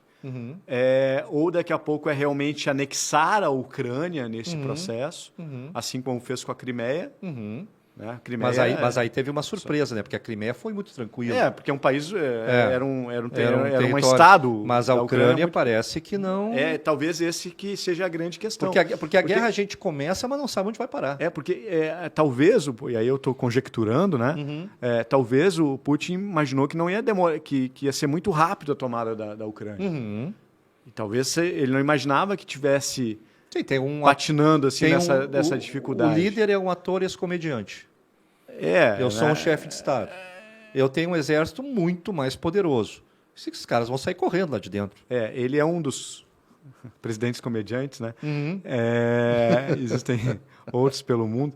Mas, assim, ele realmente... E ele está, de certa forma, crescendo a popularidade dentro da Ucrânia, né? Porque ele era um cara ligado à televisão, à mídia... Enfim, ele é um cara que sabe se comunicar, sabe aproveitar as palavras e usar a favor. Então, ele está navegando e a sua popularidade está aumentando. Só que, nesse contexto, a gente tem que levar outras coisas também, né? O Putin faz essa invasão, tu tem uma troca nos Estados Unidos do Trump para o Biden, ou seja, o Trump seria imprevisível. Tanto que uma das coisas que marca o Putin como político, como estrategista, é a imprevisibilidade dele. Sim, total. Ele traz essa imprevisibilidade como estratégia. Tanto que saiu aí nessas narrativas e nessas trocas de informações via internet, via as redes, que ele teria um câncer terminal e que por estar com essa destruição interna estaria expondo ao mundo. Olha, eu vou, mas levo vocês também, tá entendendo?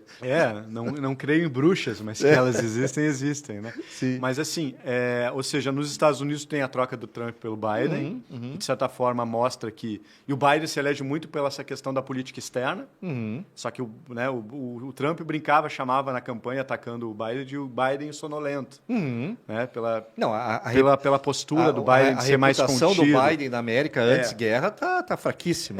E né? aí o que acontece? Inflação disparada. E muita gente vê o Biden como fraqueza. E não entende a questão muito delicada, né?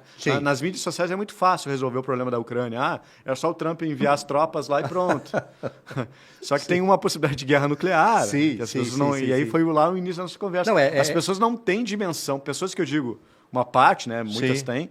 Não tem a dimensão do que significa um dedinho de guerra nuclear. Sim. Não é a mão inteira. Porque não é só a arma que destrói, é a radiação que fica, que exatamente, migra. Exatamente, agora ficou... Chernobyl. Ficaram apavorados. E aí o pessoal que assistiu aquele seriado de Chernobyl já tem uma noção. Essa gurizada mais nova, que não presenciou e tal, vê e já tem uma noção, né? E aí ficaram muito preocupados que, imagina... E atacar, ia ter um impacto muito maior do que na época. Total, e na época já foi muito grande. Sim. Mas aqui a gente tem também a mudança, né? Da primeira-ministra, sai a primeira-ministra alemã e assume, também mais contido. Mais contido realmente teve um fenômeno dos líderes, Angela Merkel, o pêndulo que estava indo para a extrema-direita, ele está voltando para o centro e indo para a centro-esquerda. Sim. No mundo. Sim. Na verdade é um pêndulo, né? Tem momentos que... Sim, ele alterna. Então o que acontece? Na Alemanha tu tem... Né? Então, esse primeiro-ministro mais ligado ao Partido Social Democrata alemã. E outra, a Angela Merkel, ela falava russo. O Putin fala alemão. Porque quando o Putin saiu da KGB, ele estava trabalhando na Alemanha Oriental. Então, tem o idioma. Ele aprendeu a falar alemão. Sim. Então, há essa proximidade, talvez, um pouco maior entre a Rússia. Não proximidade, mas essa posição da Alemanha que talvez fosse um pouco diferente com a Angela Merkel. Né? Até porque o gasoduto e todas as parcerias, tá entendendo? Então, isso são atores políticos extremamente estratégicos, né? O presidente dos Estados Unidos. Então, esses ventos acabaram meio que favorecendo, deram mais... O Putin ficou sentindo mais empoderado daqui a pouco de fazer essa invasão. E cabe um adendo aqui, tão estratégico e é tão... visando o seu país, que para vocês terem uma ideia, os Estados Unidos estão fazendo contato com a Venezuela pela questão do petróleo. Né? Porque então, tu abomina um país ideologicamente, mas quando precisa, tu vai lá bater na porta. Né? A Venezuela que vive um desastre econômico, seja uma gestão péssima, né? Com Maduro, muito diferente até do Chávez. O que acontece? Sofria sanções e os Estados Unidos acabam meio que talvez revendo a uma visita, né? Tal, justamente de olho, como tu falou muito bem, com o petróleo venezuelano. Os Estados Unidos têm pouca dependência do petróleo. Tem muito estoque, né? Muito estoque, né? Mas assim, tem coisas aí que é importante. Por exemplo, um dos motivos que todos que tentaram invadir a antiga União Soviética, hoje o pedaço que sobrou a Rússia, o clima, o inverno, né? A Alemanha teve muito problema, né? Quando foi... A Rússia, os países mais gelados, as cidades que já fizeram recordes de frio histórico no mundo, além da Antártida, que é um continente, estão na Sibéria. Então, né? Isso é um problema. Agora, o Putin também, a meu ver, ele pode ter errado um pouco o cálculo, porque ele vai em direção à Europa, sendo que agora vai chegar, daqui a pouco, o clima mais ameno. Começa a entrar um verão depois europeu, né? Nós vamos modulando, estamos entrando outono aqui, vai entrar primavera lá. Mas talvez tenha sido proposital também?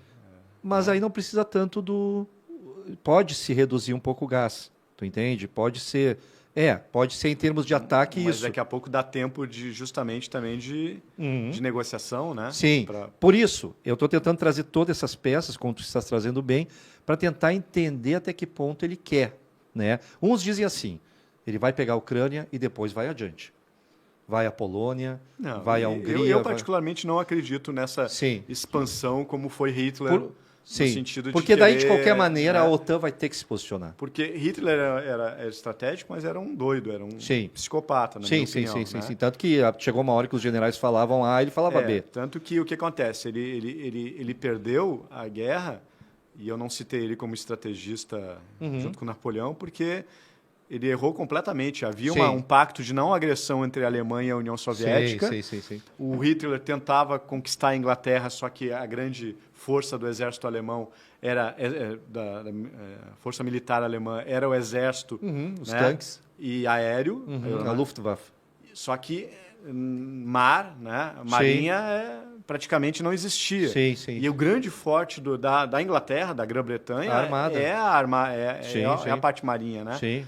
Basta ver quando aconteceu o incidente das Malvinas. E aí o que acontece? O Hitler desistiu, deixou a Inglaterra por um tempo, depois de ter conquistado toda a Europa, e partiu para a Rússia. Sim, e sim. foi na Rússia, foi na União Soviética que ele perdeu a guerra, porque, embora muitos estrategistas diziam para ele que ele deveria sair, recuar, ele manteve. Não, e ele teve um erro de cálculo também, que em determinado momento... Com frio, né? No frio, e em determinado momento os generais disseram, olha, tem que descer, e ele disse, não, vamos a Stalingrado. E ele foi E muito ali ele perde, burro porque ele no chega sentido- numa cidade, aqueles tanques não eram adaptados para... Então assim, ele mantém a teimosia da grandiosidade, né, que ele defendia, etc. Será Ele mantém. será que um Putin também não mantém?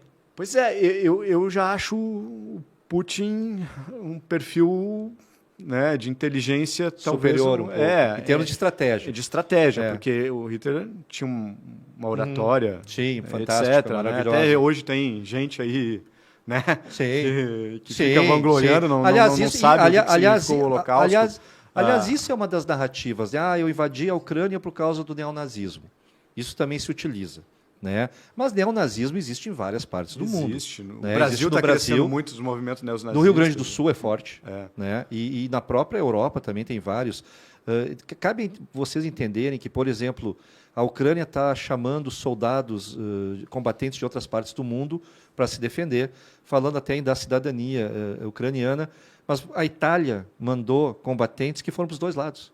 Tem italiano nesse momento lutando pela Rússia e tem italiano lutando pela Ucrânia. Eu sempre lembro daquela música, depois dá para botar no final, vocês, Senhor da Guerra, do Legião Urbana, que acho que diz muito, né? Não, mas o que eu trago isso é o seguinte, Cássio, é porque tu tem ali, nesse cenário, né, que a gente está colocando aqui, falando, tal, hora economia, hora guerra, hora movimentação, né? Uma coisa também, um aspecto que é um pouco, digamos assim, indeterminado, que não tem como fazer. Essa imprevisibilidade, isso. do tipo. Do O Lacan, que é um grande psicanalista, né, passado, ele foi um tempo depois, na Inglaterra, tentar entender o que aconteceu a nível psicológico com aqueles soldados da Força Aérea Inglesa e tal. E ele se encontrou com um outro grande da história, que é o Bion, para tentar entender. E ele disse assim, o que tu fizeste? O que tu via nesses pilotos, nessa gente que se jogava na guerra?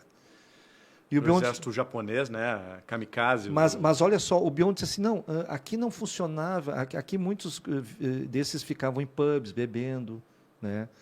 E tu imagina, eles estão em pubs e daqui a pouco o Churchill está chamando, convocando para ir para uma guerra, faz aquele discurso histórico que ele diz, vai pelo ar, vai pelo mar, pelos campos, lutaremos em tudo, mas não nos renderemos jamais. Ele fala isso, é utilizado até... Que o Zelensky, presidente da Ucrânia, usa muito parecido. Na Inglaterra, usa muito parecido. Ele é um cara muito hábil nas palavras. Né, e o Churchill usou isso é até a abertura de clipe do Iron Maiden. Mas assim, o que eu quero dizer com isso? Quando ele foi lá, ele viu que o Bion disse para ele? Não, aqui não foi essa política de...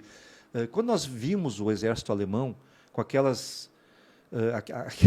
exímia aviação, aquele Hitler discursando que parecia assim um cara feito para aquilo, com aquele publicitário colocando luzes que pareciam colunas romanas ao lado do discurso do Führer, dizendo assim, nossa, é um império que está... Não, nós não tínhamos o que fazer aqui. Então, como é que a gente foi? A gente foi justamente no oposto. Nós pegamos eles e dizemos assim, cara, vamos jogar no outro lado. Não vamos fazer um esquema motivacional e dizer que nós temos exército para esses caras. Nós vamos fazer o oposto. Nós vamos lidar no sujeito. Não é o coletivo. Nós vamos pegar cada sujeito e incitar, falando que da pátria que ele tem que... Mas não que nós temos uma máquina de guerra à altura da Alemanha. Sim. Mas nós temos sujeitos que vão dar, sim. A Ucrânia... Está sendo feito um pouco na Ucrânia. Está sendo feito um pouco na Ucrânia. Esse discurso. E está trazendo gente, está vindo gente. Aí começa aquela coisa. A Polônia... que isso não faz nem cócegas no não faz, não faz. Mas aí são mortes. Não, exatamente. Ganha a narrativa. Ganha a narrativa. Porque o que a Ucrânia quer nesse momento é justamente o que ela mais gostaria que dissesse assim: nós fechamos o espaço aéreo da Ucrânia. Aqui ninguém vai voar porque nós vamos abater, com a ajuda da OTAN. Né? Só que se a OTAN fizer isso, está em guerra. Sim. Né? Então, tu imagina, num teatro de guerra, geralmente os exércitos ficam esperando a Força Aérea vir, tomar conta de todos os postos estratégicos, energia, defesa, depois o exército entra, porque não tem por que entrar com o exército se tu tem uma força aérea soberana que não tem ninguém para te abater. Está chegando lá a defesa vinda de outros países, mas, por exemplo, ontem a Polônia quis mandar alguns caças, né? Disse, não, vamos dar os MiGs antigos lá, e começou o problema. E como é que faz isso? Transporta por onde? E diz que a Polônia está entregando? E a partir do momento que a Polônia está entregando, ela está, de certa forma, sendo aliada de guerra. Exato. E a própria invasão de hackers, né, dentro da Rússia também Exato. É trazida como uma invasão territorial. Então o cenário ele é muito delicado. Muito delicado, porque tu vê um exército soberano muito forte invadindo, né? E sempre vai ter mazelas, porque não adianta dizer assim, nós vamos bombardear alvos estratégicos. Tudo bem, mas e quem é que controla o que tem do lado? Né? Daqui a pouco tu está bombardeando uma torre de TV, mas tem uma casa aqui do lado que cai, tu não tem tão grande para dizer assim, não, o povo não será afetado. E na narrativa da Rússia tem isso, né? Ou seja, que a Rússia está tendo muito cuidado, Sim. O Putin está tendo muito cuidado com a população civil, que os ataques são mais em bases, etc. Só que acaba sempre sobrando. Sempre sobrando. Não tem como, né? Não tem. E tu tem um êxodo, né? Tu tem um outro problema para a Europa, porque, eu não me engano, acho que é 1,5 milhão, 2 milhões estão saindo de lá, né? E outros vão sair. E onde é que bota esse pessoal? E não é só botar o pessoal. Se essa guerra se prolonga, tem que ter... Talvez a Rússia esteja usando a mesma estratégia de terra arrasada que venceu a Alemanha, né, Stalingrado, com a Ucrânia, né, destruindo tudo. Porque, inclusive, estão até fazendo proteção do patrimônio histórico, tentando fechar estátuas e tal, para evitar. Mas a questão toda é o seguinte, a guerra... Vamos pensar num cenário que a guerra se perpetue por mais tempo. Né? Vamos pensar nesse cenário que a Ucrânia faça uma resistência e vai em Kiev, vai ter muita morte, né? Porque Kiev é a capital, né? E aí tu tem ali pontos de resistência, tu tem pessoas... Os homens estão proibidos de sair, né? Até os 60 anos de idade não podem deixar o país, né? Só está saindo mulheres e crianças, né? Então, assim, tu tem gente encurralada lá a todo momento, mísseis passando, aquela coisa toda. Se essa guerra ela vai ficando... Tu tem N problemas aí. Tu tem a Europa tendo que absorver esse pessoal, sem saber o que vai fazer com essa gente toda. E aí tu começa a ter conflitos. E tu já começa a ouvir rumores de que está havendo até seleção de quem está entrando e quem está ficando fora. Né? Então, bom. Mas assim, vamos lá. O que tu pensas que poderia ser um argumento suficiente para o Putin retroceder? Se é que tem.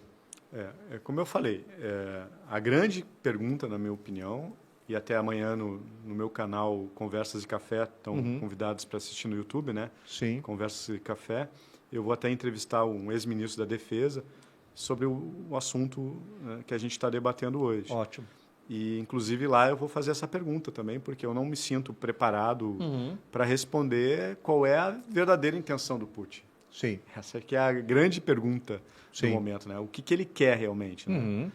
Há hipóteses, né? Uma dessas hipóteses que tu já falou muito bem é de tomar a Ucrânia, sentar para negociar e aí recuar, entregar a soberania para um governo mais alinhado, derrubando o governo atual. A outra seria tomar a Ucrânia e isso ser o início de uma política expansiva de daqui a pouco começar a querer tomar todos os países que faziam parte da antiga União das Repúblicas Socialistas Soviéticas, né? Sim. Quem sabe, até mas já falou da Finlândia aqui. É, a Finlândia, a própria Suécia está se movimentando, não era, mas está se movimentando. Tanto que a Finlândia quer entrar para a OTAN justamente por causa disso. Aí tu teria um problema que se tu chega, por exemplo, na Polônia, a Polônia faz parte da OTAN. E aí vem a pergunta, né? O que fazer? É muito complicado, é muito complicado. O Ocidente já está fazendo essas sanções, que eu já falei que é uma faca de dois gumes, porque de um lado acaba tentando trazer essa barreira econômica e financeira, por outro lado gera uma crise, gera oportunidade para a Rússia de se criar outras coisas. Mas a Rússia também... E ela teve um acúmulo de reservas fabuloso. Sim, ele se preparou. Embora um terço foi meio que confiscado, né? Sim. Tal, isso também... Mas a guerra também custa dinheiro. Custa. Né? Tu manter uma guerra em território estrangeiro, digamos que a Rússia consiga dominar completamente a Ucrânia e manter... Tu tem um núcleo rebelde lá dentro. Isso a gente já viu os Estados Unidos ficou 20 anos no Afeganistão. E quando saiu, o que aconteceu? Justamente o argumento que usou para entrar, que era o Talibã, foi lá e tomou conta. As armas químicas no Iraque Saiu assim daquela forma... E Saddam Hussein era um ditador, enfim, Sim. que não merece nem ser citado. Mas também trouxe todo um desmantelamento no Estado do Iraque, no Afeganistão, maior do que já era. Isso as pessoas têm que entender. Ninguém aqui defende regimes autoritários ou ditadores. Ou não, a questão não é essa. A questão é assim, existe algo num país que se chama soberania. Né? Sim, exatamente. Soberania. Tu não pode simplesmente chegar num teatro geopolítico e dizer assim, esses eu não gosto, então eu vou tirar do mapa. Esses aqui me servem, eu vou botar na minha asa aqui para me defender.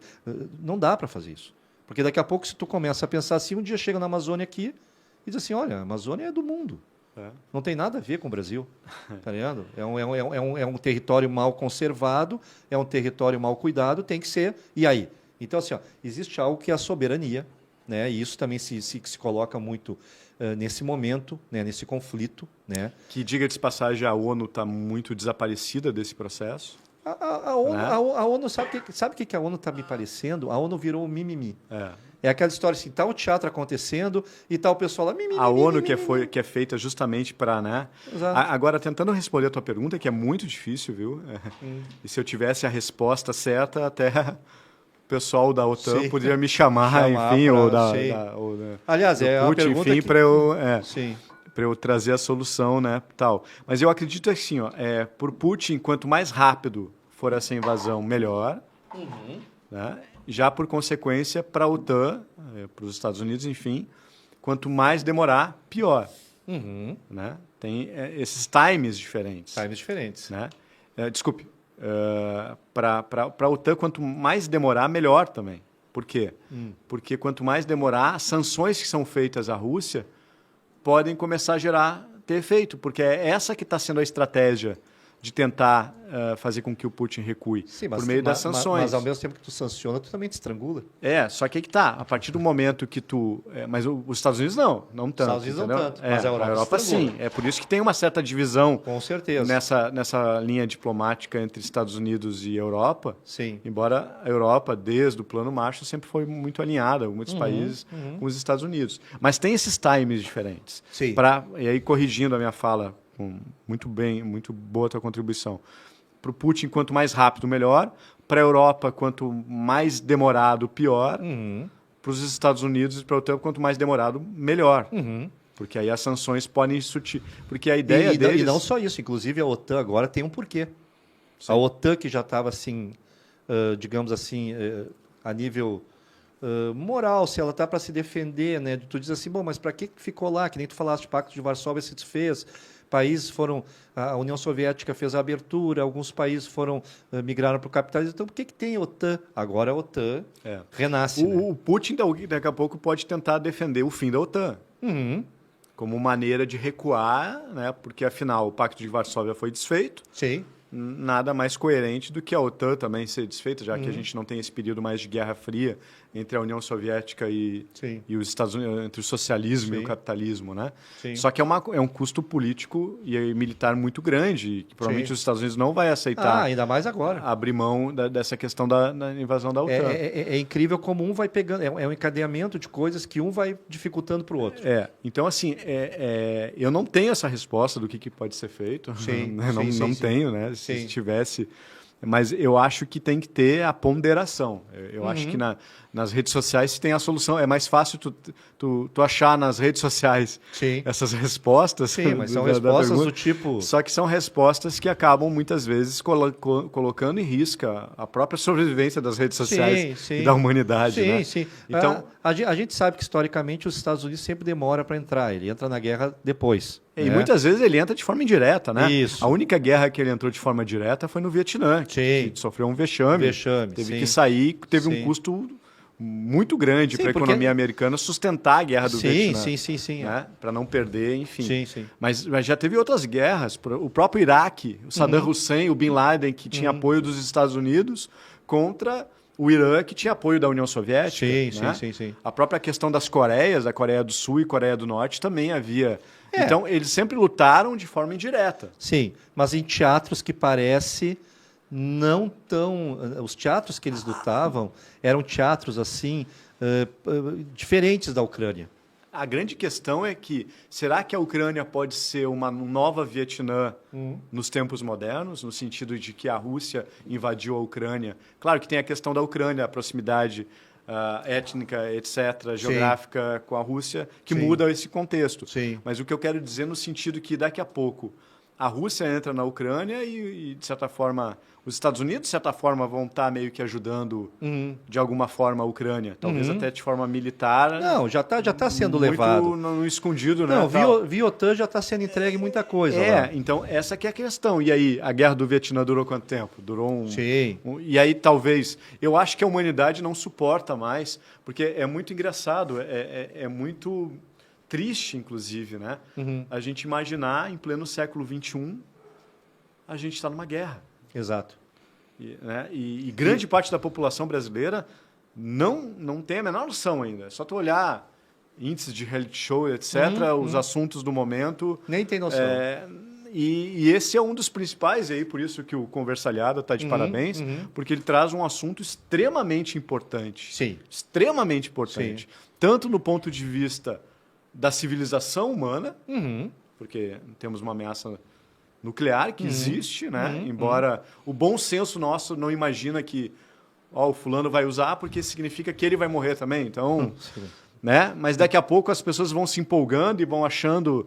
E na verdade, às vezes, quando tu entra numa guerra, daqui a pouco tu tá entrando num cassino. Exato. E outras coisas acabam, né? Tu que é um conhecedor muito da mente humana, daqui a pouco outras coisas estão fomentando a psicologia lá do estrategista, do comandante. Até uma doença mental.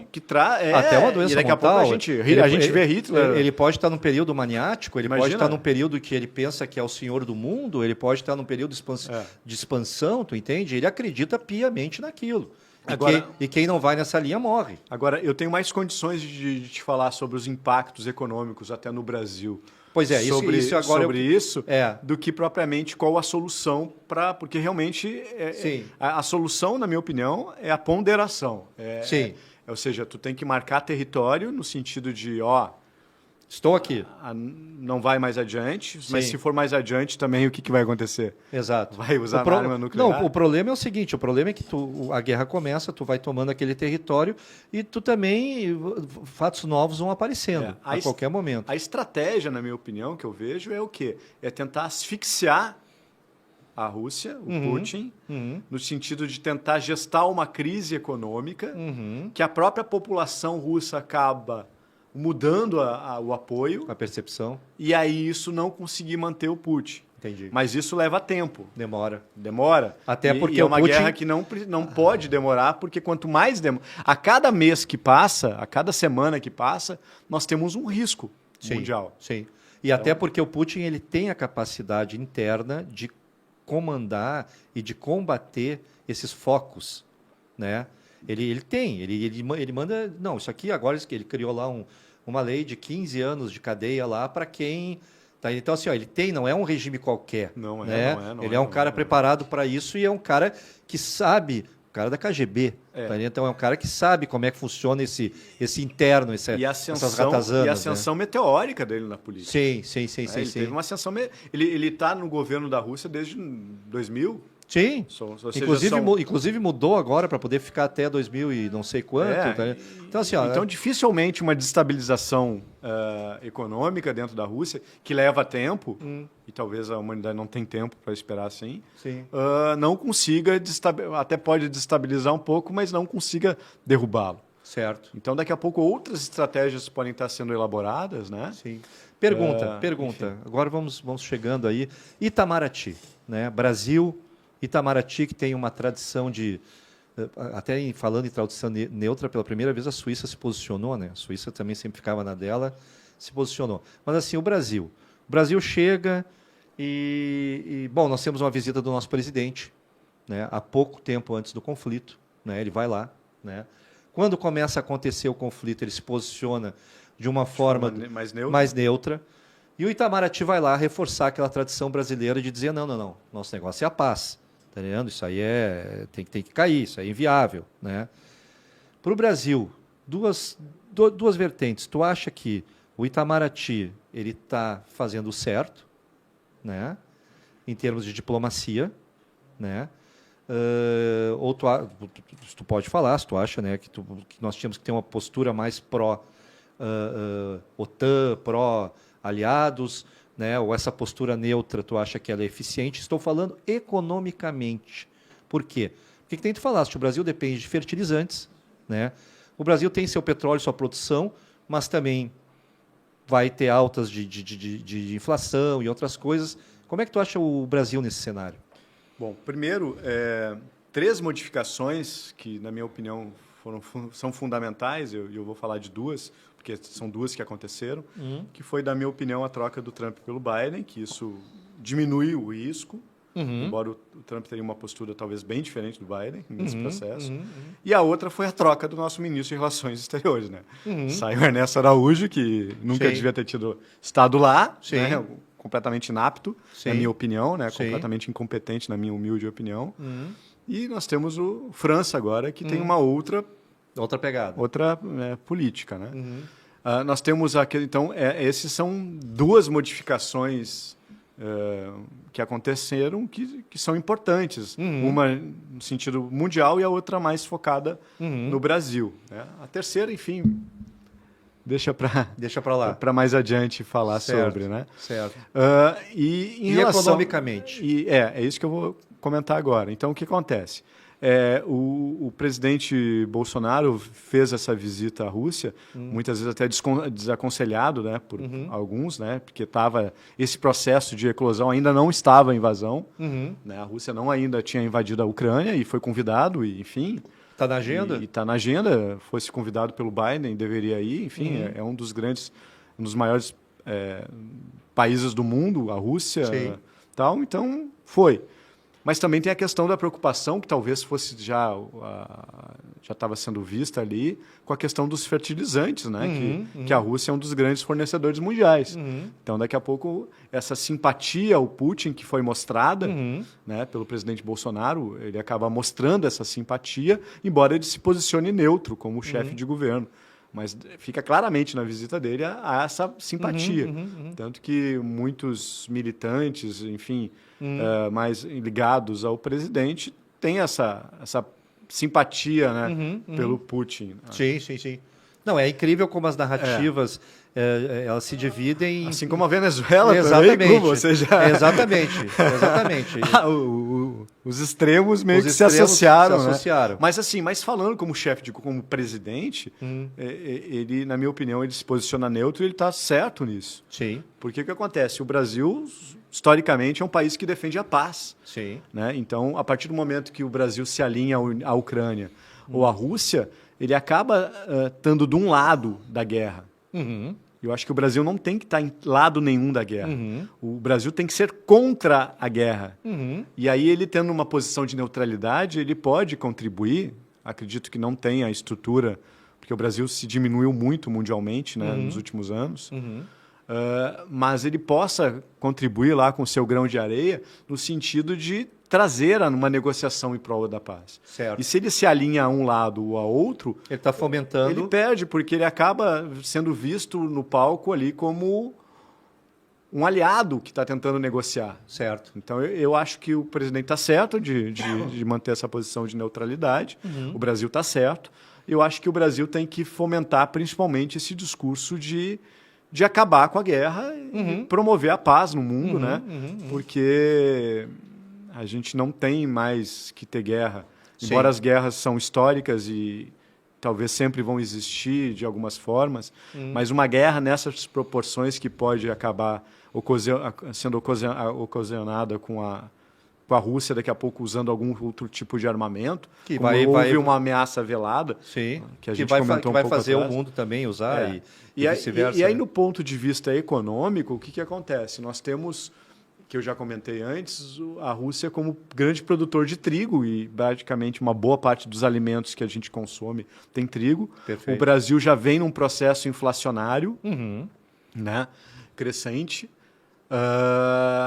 Isso vai se acelerar, na minha opinião, nos próximos meses. Nossa, que economista falando é muito complicado falar do futuro, né? O futuro a Deus pertence. Então, é difícil economista mas, assim, acertar. É meio homem do tempo. Não, é complicado. Não vai chover, né? vai cair um temporal. É mais fácil errar, tipo, de 10 previsões é mais fácil errar 8 e acertar 2. Sim, né? sim. Mas se acertar as duas, se as duas forem importantes, aí acaba ganhando mais notoriedade. Então, eu acho que... Acho que o único que acertou mesmo foi José lá, que sonhou lá, depois contou para o faraó, que sonhou com as vacas. Foi o único, o resto tudo... Então, o que acontece?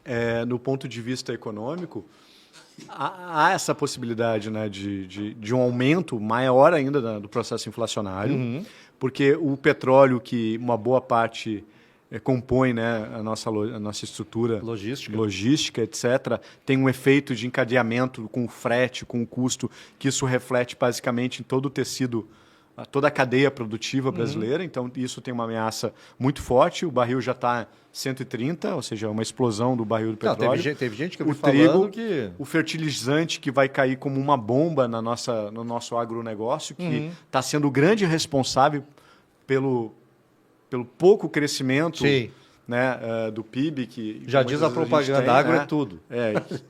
Que não é tudo, né? Mas é importante. Mas é importante. Então, o agronegócio pode ser muito prejudicado com essa falta de fertilizantes, e o próprio encarecimento desses fertilizantes pode também trazer mais um repique para a inflação. Então, assim, é uma situação muito delicada. O nosso Banco Central, o Castelo Branco, né? Acho que é Castelo Branco, agora deu. Não tem como afirmar. Provavelmente vai aumentar, o Banco Central vai aumentar a taxa de juros.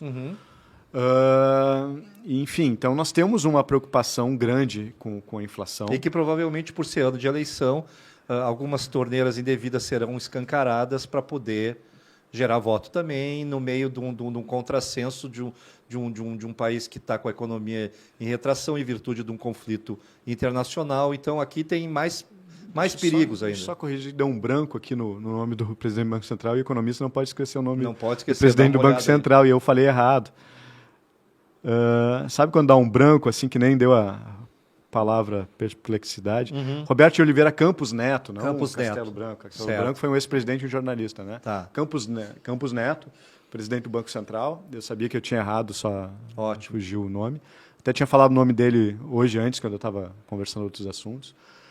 Enfim, então tem essa preocupação de elevação da taxa de juros. E elevação da taxa de juros significa o quê? Frear toda a tentativa de retomada econômica, da atividade econômica, porque a taxa de juros deixa mais caro o crédito, deixa mais caro o consumo, deixa mais complicado projetos de investimento que tenham um custo de oportunidade, que supere o custo de oportunidade, que é a própria aplicação de uma taxa de juros. Acaba tendo uma retração da base monetária que fica aplicada com a taxa Selic e rendimentos de renda fixa, e diminuindo a chamada combustível da roda da economia, que é o dinheiro, né? Com que certeza. É a circulação do dinheiro. Então, mas isso talvez seja o que vai trazer o brasileiro a olhar menos os reality shows e começar a se preocupar um pouco com o que está acontecendo lá. Né? É que porque o brasileiro ele só olha quando dói o bolso. É que a vida do brasileiro médio é tão complicada, porque imagina, nós temos... a população ganha cada vez menos. Sim. O salário real teve um boom de crescimento até 2014, 2015. E depois, desde então, o salário real só cai. As coisas estão cada vez mais caras. Plano de saúde, para quem pode pagar, quem não pode vai no SUS. E aí, muitas vezes, né, a gente sabe que o SUS tem um grande papel, né, de combate à pandemia, à saúde pública, mas ela precisa de muito mais investimento. Inclusive, parece que a pandemia acabou, né? Parece muito mais precisa de muito mais investimento. Então, tu tem toda uma questão que faz com que a população ela vai no supermercado e vê o preço das coisas cada vez mais caro. Ela faz compras determinada cesta de produtos e sai com um valor cada vez maior a toda semana. Isso tende a se agravar com o cenário de guerra. A gente tem um desemprego enorme no país, né? A gente tem um mercado informal que as pessoas nem mais parecem no desemprego porque elas fazem bico. Elas ganham dinheiro fazendo bico. Então, a gente tem um processo muito complicado. Sim. E tem eleições que sempre traz uma certa instabilidade porque a gente não sabe quem vai vencer. E cada um que vencer pode ter um caminho diferente. Então, quem vai investir resolve esperar um pouco, passar a eleição para definir qual vai ser o seu fluxo, né? Sua ideia de investimento. Então, a gente tem todos esses fatores que vai fazer com que provavelmente o ano de 2022 seja um ano bem complicado. A gente já teve 2020, que foi bem complicado por causa da pandemia.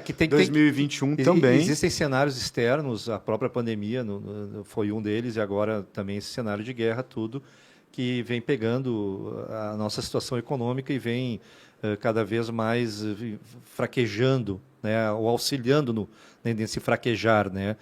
Isso não é mérito só nosso, a própria inflação nos Estados Unidos está disparada. A inflação é uma coisa mundial, mas no Brasil ela tem um processo mais complexo, porque nós temos o grande problema econômico brasileiro, que é a nossa imensa desigualdade socioeconômica. Sim. Nós somos um dos países mais desiguais do mundo. Sim. Então, a gente tem que ter cada vez mais governantes, seja o atual ou outro, que tem essa preocupação de diminuir a desigualdade socioeconômica. Sim, isso é histórico no Brasil, desde que o Brasil é Brasil. Tanto que a pauta, e aí pode ser para um futuro programa, né, falando de conjuntura política e econômica, a pauta das eleições, que em 2018 teve muito presente a questão da corrupção e da violência, hoje vai ser muito a questão da inflação e também da questão social, né?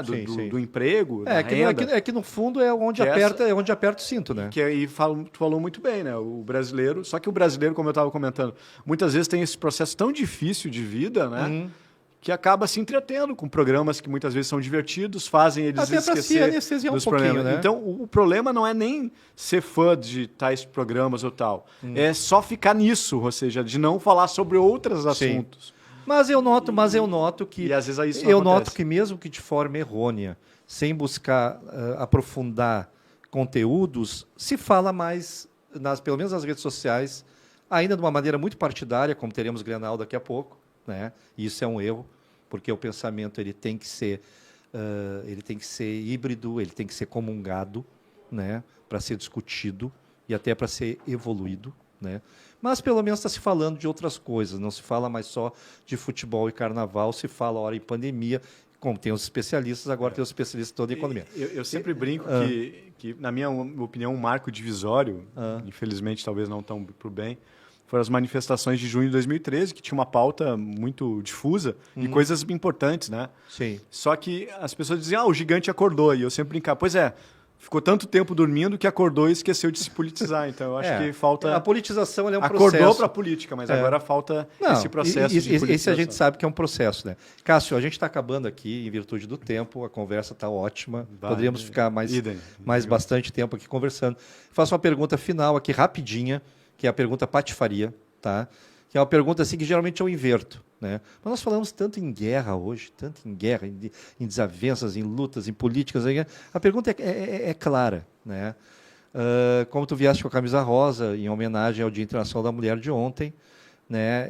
A pergunta é assim, será que não está faltando no mundo um pouco de comando feminino? Será que se o comando fosse mais feminino, e não fala só da Angela Merkel, nós estaríamos vivenciando tudo isso? Porque parece que o homem quer muito guerra e autodestruição, né? Eu acho que, aproveitando até o dia de ontem, né, as mulheres têm uma participação fundamental, crucial, até porque se não fosse elas, a gente não estaria aqui, né? Sim. A gente vem... Metade do mundo são mulheres, outra metade são mãe, filhos, né? Filhos delas. Então, né? assim, eu acho que as mulheres têm que cada vez mais tomar o seu papel na política. Está na hora, né? E elas, muitas vezes, com a sua sensibilidade, daqui a pouco ia evitar um monte de besteira que muitos de nós homens fazem. Exato. Então eu acho que teria gênero no Beregrau. eu acho que teria falta, né, essa Falta. questão. Sabe, se fosse, eu não vou fazer a brincadeira do Putin, mas daqui a pouco se fosse uma outra Sim. talvez fosse uma presidente russa, a gente não teria o que está acontecendo hoje, né? Então eu acho que faz. Né? O Brasil... Os Estados Unidos teve um avanço, né?